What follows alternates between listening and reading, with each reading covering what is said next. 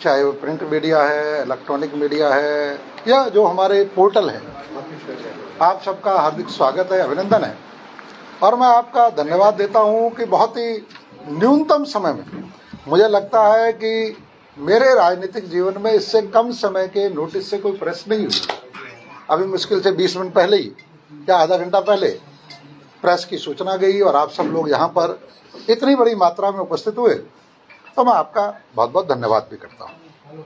आज का जो विषय है, विषय थोड़ा सा देखने में बड़ा छोटा विषय भी लग रहा है कुछ लोगों को, कि जब प्रेस की बात आई तो मेरे कुछ शुभचिंतकों ने कहा कि बड़ा छोटा सा विषय है, उसमें वैसा कोई कंटेंट्स ही नहीं है, उसमें कोई मुद्दा ही नहीं है, हमने प्रेस सुनी है, उस प्रेस में तो कोई तथ्य ही नजर नहीं आ रहा और आपको लेकर तो कोई विषय ही नहीं नजर आ रहा। भाई जिस एक 5,000 की चेक की बात की गई उसमें कोई दो लोग आपस में बात कर रहे हैं, तो आपको लेकर तो कोई विषय नहीं है और आपको लेकर सीधे कोई आरोप भी नहीं है, कोई कंटेंट्स ही नहीं है उसमें, तो आपको प्रेस करने की आवश्यकता नहीं है, ऐसे भी कुछ लोगों ने कहा। लेकिन मुझे लगा विषय देखने में बहुत छोटा जरूर है, लेकिन इसके पीछे एक बहुत बड़ा षड्यंत्र है और एक बहुत बड़ी, जिसे कहते हैं कि निकृष्ट, जिसे कहते हैं घटिया स्तर की, वो एक मानसिकता नजर आती है कि वो जो घटिया स्तर की मानसिकता है और एक बहुत बड़ा जो षड्यंत्र है छोटी सी चीज के पीछे दिखाने के, मुझे लगा उसका तुरंत ही बताना चाहिए, क्योंकि ऐसी परंपराएं पहले भी आई है और आगे भी ऐसे चलते रहने की संभावना है। तो मीडिया के माध्यम से, चाहे मेरी विधानसभा क्षेत्र की जनता है या बाकी सब लोग, उन्हें आगाह करने के लिए, इसमें कोई बहुत बड़ा विषय नहीं आया था। जो एक यहाँ के पूर्व जनप्रतिनिधि ने एक प्रेस कॉन्फ्रेंस की है, तो कोई बहुत बड़ा कोई कंटेंट्स के साथ की हो, बहुत बड़े मुद्दों के साथ की हो, ऐसा कुछ नहीं था। लेकिन छोटी भी चीज के पीछे में कितना बड़ा षड्यंत्र है, उसको आगाह कराने के लिए मैंने सोचा कि मैं स्वयं भी यहाँ रूबरू होता हूँ और मेरे जो कार्यकर्ता बंधु हैं, मेरे दोनों यहाँ मंडल अध्यक्ष भी यहाँ बैठे हैं, पार्टी के जिले के महामंत्री भी हैं, पूर्व मेयर भी हैं और बड़े हमारे पार्षदगण, कुछ जो नेता बैठे हैं, उन सब ने चर्चा की और अंत में हमने तय किया कि एक प्रेस इस पर करनी चाहिए। मैं सीधा उस मुद्दे पर आता हूँ जिस मुद्दे को लेकर आज प्रेस की गई। वो मुद्दा यह है कि एक 5,000 रुपए का चेक है जिसे लेके कोई दो लोग बात कर रहे हैं और उस बात करने को लेकर एक नैरेटिव बनाने की कोशिश की गई। जब मैंने उसे बड़े ध्यान से देखने की कोशिश की तो मुझे कई सारी चीजें बड़ी आश्चर्यजनक लगी, जिससे मुझे स्पष्ट हुआ कि ये किस तरीके का षड्यंत्र है। हम सब जानते हैं, मुख्यमंत्री राहत कोष से जो राशि आती है, वो राशि मुख्यमंत्री जी के यहाँ सैंक्शन होने के बाद चेक के द्वारा सरकारी सिस्टम से वितरित की जाती है और सरकारी सिस्टम से वितरित करके सरकारी अधिकारी बाकायदा जो लेने आया उसका वेरिफिकेशन करके, आधार कार्ड से उसका वेरिफिकेशन होता है कि कौन आदमी इस चेक को लेने आया, क्या वही आदमी है जिसके नाम का चेक है। उस वेरिफिकेशन के बाद वह चेक दिया जाता है पूरी प्रामाणिकता के साथ, क्योंकि सरकारी विभाग जिसके हाथ से चेक निकला वह उसकी लिए बहुत बड़ी रिस्पॉन्सिबिलिटी, क्योंकि फाइनेंशियल एलिगेशन होता है। तो सामान्यतः हमने आज तक इसमें कोई लापरवाही कभी नहीं देखी। इसके दो तरीके होते हैं चेक बांटने के। एक तरीका ये होता है कि चेक तहसील से भी सीधे दे दिए जाते हैं, क्योंकि प्रधानमंत्री मुख्यमंत्री राहत कोष के आते हैं और सीधे चेक तहसील से बांट दिए जाते हैं। एक दूसरा है कि जनप्रतिनिधि होने के कारण से, जनप्रतिनिधि के माध्यम से, चूंकि सरकार के हम प्रतिनिधि हैं, हम भी इस चेक को बांटते हैं, तो हमारे यहाँ भी चेक बंटते हैं।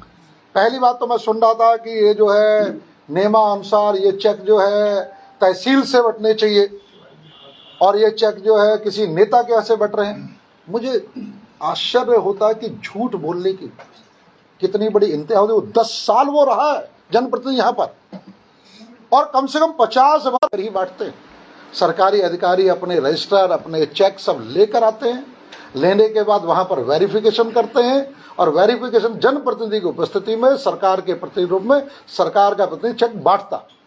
और खाली चेक ही नहीं बांटता, सरकार की जितनी योजना है वहां का विधायक उन सबको बांटता। आजकल हम श्रम विभाग के टूल किट बांट रहे हैं, जितनी भी राशन किट आती राशन किट बांटते हैं, लेकिन वो कहते नहीं यहां से बंटना चाहिए। इससे पता लगता है झूठ की मानसिकता, और ऐसा झूठ जो बिल्कुल खुली किताब की तरीके से मैं देख रहा था। एक वो व्यक्ति जिसका नाम भगवान दास लिया गया, वो व्यक्ति बगल में बैठा, एक सूटेड बूटेड आदमी, शानदार शर्ट उसने पहनी हुई है, एक ट्राउजर पहना हुआ, शानदार बेल्ट लगी हुई है, और बाद में जो ऑडियो सुनाने लगा तो मैं उसके हाथ के मोबाइल का साइज देख रहा था, मौका तो नहीं, तो मुझे लगा कम से कम 30-40 हज़ार रुपये का मोबाइल तो उसके हाथ में होगा जिससे वो ऑडियो रिकॉर्डिंग सुना रहा था। और वो व्यक्ति अप्लाई करता है, और अप्लाई करने के बाद यही पूर्व जनप्रतिनिधि कहते हैं कि उसका लाखों रुपए का बिल था और उसको 5,000 रुपए आए।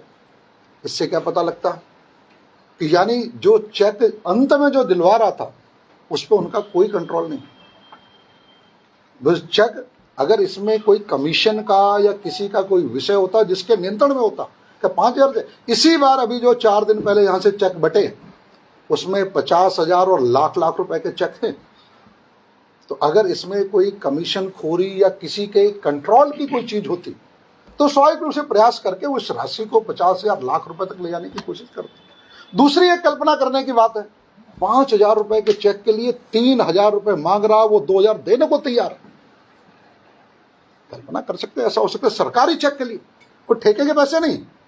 तीसरी चीज कि जब भी चेक आता है, यहां पर आप सब लोग मीडिया के लोग कई बार आए हैं, आप लोगों ने लाइव भी चला, उसमें फटे हाल धोती वाली अगर महिला भी होती है, गांव की झोपड़ी में रहने वाली, जिस गरीब महिला के इलाज के लिए या बेटी की शादी के लिए हम लोग एक निवेदन करके चेक मंगाते हैं जो 5,000 से लाखों तक के होते हैं, उसे भी पता होता है ये चेक 2 जगह मिलेंगे, या तो तहसील में या विधायक के यहाँ।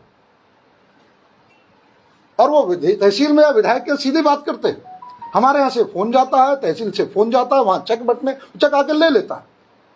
मुझे आश्चर्य है कि एक व्यक्ति सूटेड बूटेड बैठा है 30,000 का मोबाइल लेके, और उसकी जैसे मैंने उसका परिचय कराया पूर्व वाले से, बाकायदा प्रणाम किया उसने, उसे इतनी अकल है मीडिया को नमस्ते कर रहा हाथ जोड़ के। इतने आईक्यू के व्यक्ति को यह पता नहीं था कि मेरा 5,000 का चेक आया और मुझे अगर चेक नहीं मिल रहा तो मैं तहसील से ले लूं या विधायक जी के बात कर लूं। ये विधायक का नंबर है जो सैकड़ों फोन रोज आते हैं। अगर उसे कहीं पर भी विषय आया, वो आपस में बात करके रिकॉर्ड कर रहे हैं कि तू 3,000 ले ले, मैं 2,000 दे दूंगा, लेकिन वो विधायक से बात नहीं कर रहे कि मेरा चेक आया हुआ, मुझे चेक दिलवा दो।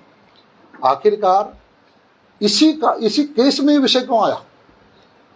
अभी तक जो हजारों चेक बटे उसमें एक भी व्यक्ति ऐसा क्यों नहीं निकला जो व्यक्ति ये कह सके कि इसके, क्योंकि ये बड़ा प्रामाणिक चीज है कि मुख्यमंत्री राहत के उसकी जो चेक है उसके लिए या तो तहसील से मिल जाएगा या विधायक के संपर्क करेंगे तो विधायक जी पूछ के बता देंगे, क्योंकि हमारे यहाँ से फाइलें जाती हैं, जो लोग हमारे यहाँ से फाइलें देते हैं वो हमारे यहाँ पूछ लेते हैं। तो उस व्यक्ति को जब ये जानकारी आई कि मेरा चेक आया है, और किसी व्यक्ति ने जिसके कंट्रोल में चेक कभी भी नहीं आया। एक और कितना बड़ा झूठ था, जब मैंने प्रेस कॉन्फ्रेंस सुनी तो मुझे तो आश्चर्य हुआ, झूठ का पिटारा। वो कहते हैं कि जावेद नाम का व्यक्ति आता है और वो नेताजी के यहां से चेक लेकर जाता है, लेकिन झूठ तो झूठ है। चेक कहां से मिला है? चेक तहसील से मिला, विधायक जी का चेक नहीं है। विधायक जी का जिस दिन चेक बटने थे यहां से जानकारी दी जाती है, और वो भगवान दास यहाँ चेक लेने के लिए नहीं आता। यहाँ 150 लोग, 100 लोग, लगभग 50 लोग यहाँ से चेक लेके जाते हैं। वो यहाँ कौन चेक लेने नहीं आया? जब उसे सूचना मिली यहाँ से चेक बट रहे थे, जब वो जानता है कि यहाँ से हर महीने चेक बटते हैं, तो मेरे कार्यालय में आके सीधा क्यों नहीं संपर्क करता? जब उसे पता है कि विधायक फोन पे उपलब्ध है, विधायक से क्यों नहीं कहता कि मुझसे कोई पैसे मांग रहा? और वो सीधा जाके उस विधायक से जिनके माध्यम से पैसे आ रहे हैं, वो जाके पूर्व वाले विधायक जी के बैठ जाता है, और 5,000 रुपए 3,000 रुपए मांगने की प्रेस कॉन्फ्रेंस हो जाती है। कल्पना करें कितना बड़ा षड्यंत्र है। पहली बात, क्या उस सूटे टूटे आदमी को 5,000 रुपए की जरूरत थी? क्या वो इतना अनपढ़ नजर आ रहा है? कुछ ये समझ में नहीं आ रहा कि अगर मुझसे कोई दलाली मांग रहा हूं तो मैं 2,000 रुपए के हाँ करूं कि ना करूं? अगर कोई भी ईमानदार आदमी होगा वो सीधा उसे लड़ जाता, सीधा तहसीलदार से बात करता, विधायक से बात करता कि मेरे 5,000 के चेक के पैसे मांगे जा रहे, कहां चेक? और ये खाली उसकी बात नहीं, वो तो साफ नजर आ रहा, सूटेड बूटेड, मुझे लग रहा अच्छे खासी आदमी है, वो 5,000 के चेक के लिए 2,000-3,000 रुपए रिश्वत देने को तैयार हो रहा, और कहीं कोई संपर्क नहीं कर रहा।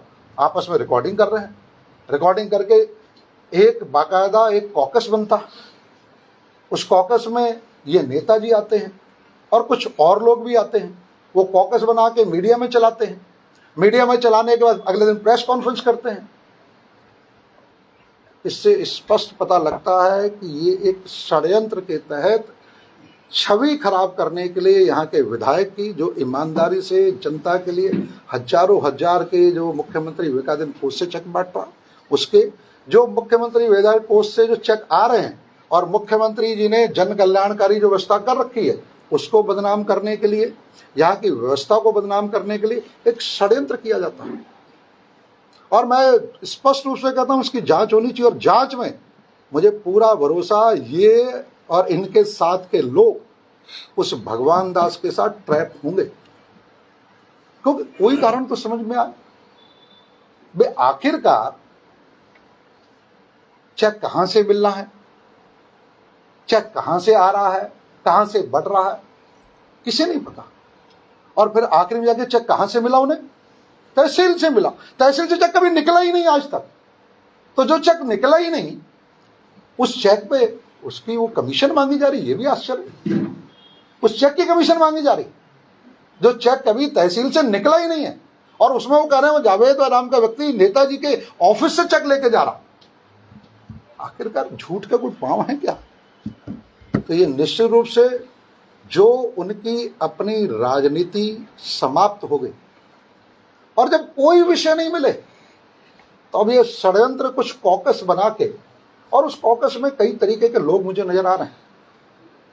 एक वो नजर आ रहा, आपने अब जब पूछा था तो मैं लाइव देख रहा था, प्रश्नोत्तरी में जिस तरीके से भगवान दास जवाब दे रहा, वो इसका इतना ना समझ नजर आ रहा कि जो एक जावेद नाम के किसी आदमी से, जो ना तो नेता है ना जनप्रतिनिधि है, ना सरकारी कहीं उसका विभाग में आना जाना है, वो उससे बात करके नेगोशिएट किए जा रहा। उसे इतनी अकल नहीं आ रही थी। जब आपसे प्रेस कॉन्फ्रेंस में आप उसकी शक्ल देख के आओ, मैं तो भी देख रहा था उसका फोटो उस व्यक्ति का। ये देखिए, ये व्यक्ति बैठा है सूटेड बूटेड लगभग, और हाथ में इतना बड़ा फोन लेके, जिसे ये भी पता रिकॉर्डिंग कैसे होनी, वो रिकॉर्डिंग